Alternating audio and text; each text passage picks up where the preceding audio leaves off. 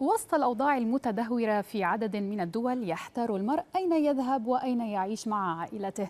فالبعض لديه حرية الاختيار والتنقل، والبعض الآخر يندب حظه كل يوم لأنه يعيش في أسوأ مدن العالم.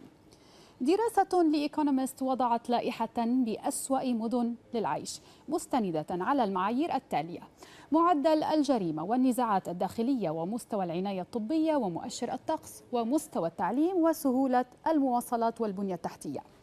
في المرتبة العاشرة جاءت ساحل العاج في أبيجان، المدينة تفتقر كمثيلاتها في عدد من الدول الإفريقية لأساسيات الحياة اليومية، من مواصلات وخدمات التعليم والصحة ومياه صالحة للشرب وغيرها.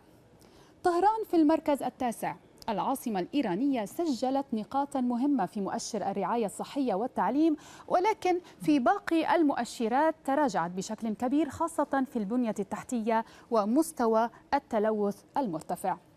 دولة في الكاميرون فشلت في تسجيل أي نقطة جيدة في مختلف المؤشرات. طرابلس في ليبيا في المركز السابع، هنا لا تتعدى المساحة الكلية للعاصمة الليبية 400 كيلومتر مربع، إلا أن ذلك لم يساعد في ضبط الأمن فيها. فبالإضافة إلى دمار البنية التحتية، تعاني المدينة ندرة المياه الصالحة للشرب وارتفاع معدلات التلوث بشكل كبير.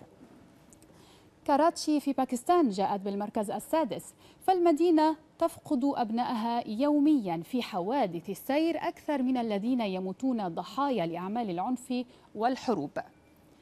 الجزائر العاصمة احتلت المركز الخامس، والسبب يعود إلى تراجع مستوى التعليم وضعف الخدمات الحكومية وارتفاع البطالة إلى جانب الفساد الإداري. واللافت أن هذه المدينة تسجل رابع أكبر عدد من حوادث السير المميتة على مستوى العالم، والأولى عربياً. هراري في زيمبابوي رابعة، مدينة الكوارث كما يسمونها، تعاني مشاكل في كافة قطاعاتها.